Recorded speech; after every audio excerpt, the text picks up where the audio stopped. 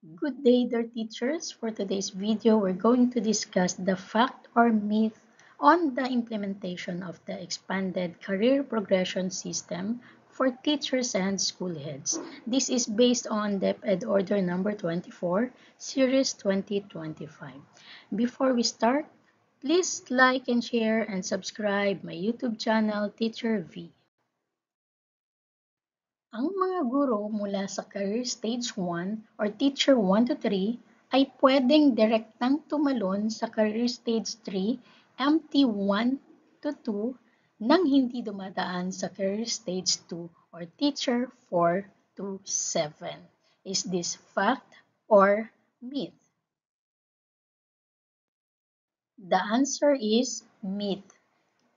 Incumbents of any position under Career Stage 1, the beginning towards proficient or the Teacher 1 to 3 shall be required to go through any of the positions under Career Stage 2 or proficient Teacher 4 to 7 before advancing to any position under Career Stage 3 or highly proficient MT 1 to 2.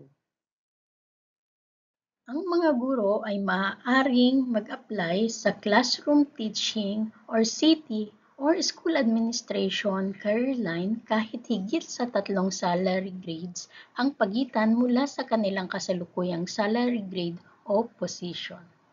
Is this fact or myth? It is fact.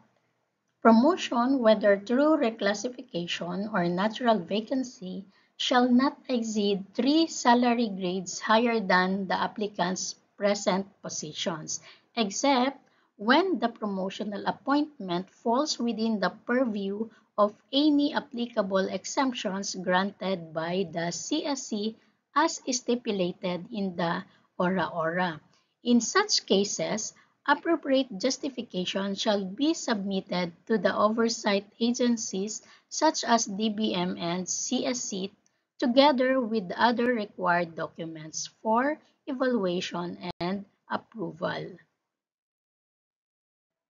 Ayon sa bagong expanded career progression system, ang isang guro ay maaaring pumili ng kanyang career track, whether teaching career line or school administration career line, upon reaching Master Teacher 2 position. Is it fact or myth? It is myth.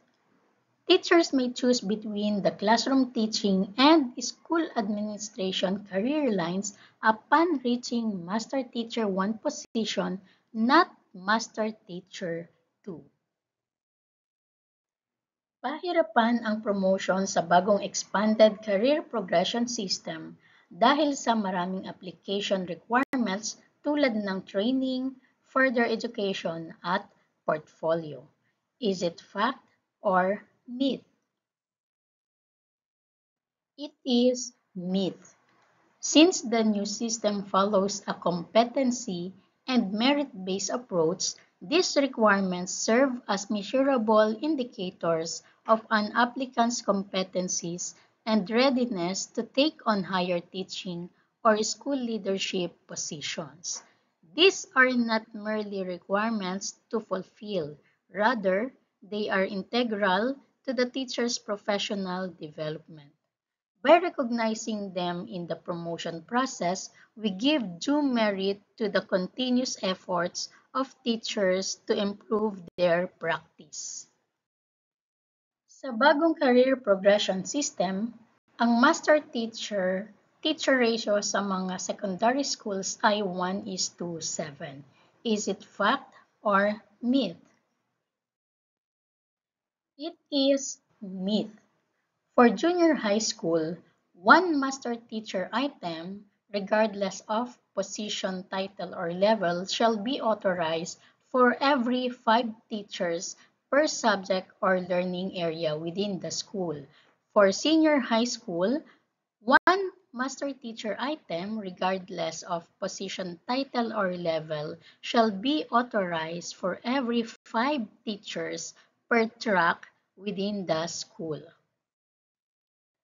Sa bagong career progression system, bawat school ay magkakaroon ng isang school principal. Is it fact or myth? It is fact. Pursuant to DBM DepEd Joint Circular Number 01, Series 2025, one school principal item, regardless of position, title, or level, shall be authorized for every unique school, that is, school with school ID.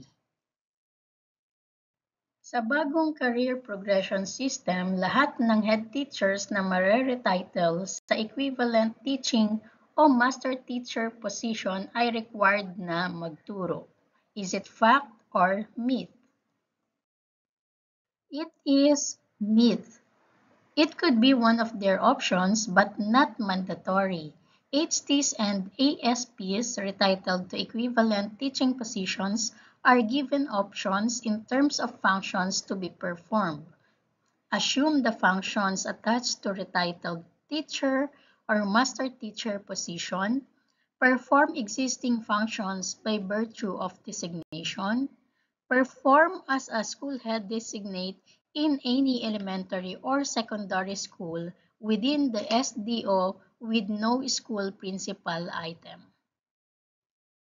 Lahat ng ongoing assessment para sa vacant HT at ASP na nasimulan bago ang effectivity ng DepEd Order No. 24 Series 2025 ay hindi na ipagpapatuloy at kailangang ulitin ang assessment gamit ang bagong guidelines. Is it fact or myth?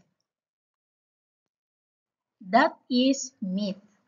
Position like HTs, APS, SST, SNET that are already published and posted and or with ongoing assessment and selection prior to the issuance of DepEd Order No. 24 Series 2025 shall continue to be governed by old guidelines.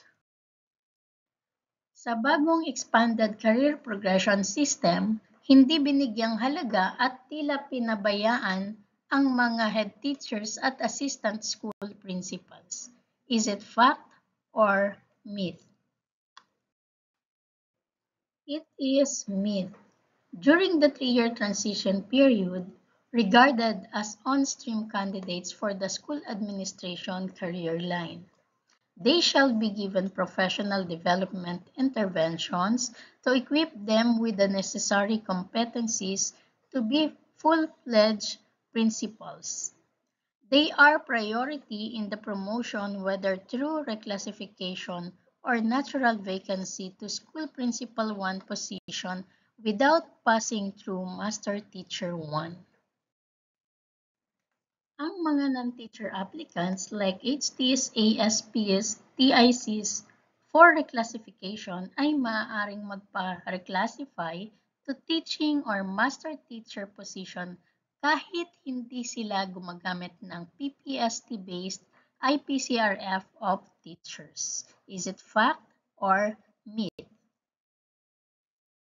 The answer is fact. Non-teacher applicants for a class who are not using the existing PPST-based IPCRF of teachers shall be evaluated using comparable performance requirements. Ang mga applicants na hindi makakapag-submit ng means of verifications or MOVs para sa kahit anong NCOI or Non-Classroom Observable Indicator ay ma-exclude sa pool of candidates. Is it fact or myth? It is myth. Applicants who fail to submit MOVs for any NCOIs will only get a rating of 0 for the portfolio assessment component for the particular NCOI with no MOVs, without precluding the applicant to undergo the behavioral events interview. Lahat ng remaining candidates sa career o comparative assessment result for expanded reclassification na umabot sa 50-point cut-off score pero hindi ma-accommodate for reclassification ngayong fiscal year dahil sa limited funding ay required na sumailalim muli sa assessment next year? Is it fact or myth? The answer is myth. The remaining candidates shall be prioritized for reclassification in the next fiscal year. They shall be considered in the queue and shall be required to undergo the assessment process. The reclassification of their positions shall be processed before all other new applicants can be reclassified. Ang mga incumbent school principal na hindi NQuES or NASH passer at na-appoint nang wala pang school head assessment ay required na mag-take ng NASH bago ma-promote sa mas mataas na school principal items. Is it fact or myth? It is myth. Appointment to school principal positions made at the time when a DepEd administered examination is not yet required shall remain valid. Incumbents of such appointments shall no longer be required to pass the school head assessment when applying for reclassification to higher school principal positions. Sa bagong CSC-approved QS para sa school principal positions, which stipulates a generic eligibility requirements, that is RA 1080 for teachers, ang mga incumbents sa elementary ay pwede nang mag-apply bilang school principal sa secondary at vice versa. Is it fact or myth? It is fact. Consistent with the new CSC-approved QS for school principal positions, which stipulates a generic eligibility requirements, that is RA 1080 for teachers, that no longer specifies the curriculum offering. Whether elementary or secondary, school principals may now be assigned to any elementary or secondary school within the SDO, subject to applicable guidelines on reassignment and designation. That's all for today. Thank you for watching. Don't forget to like and share and subscribe to my YouTube channel, Teacher V.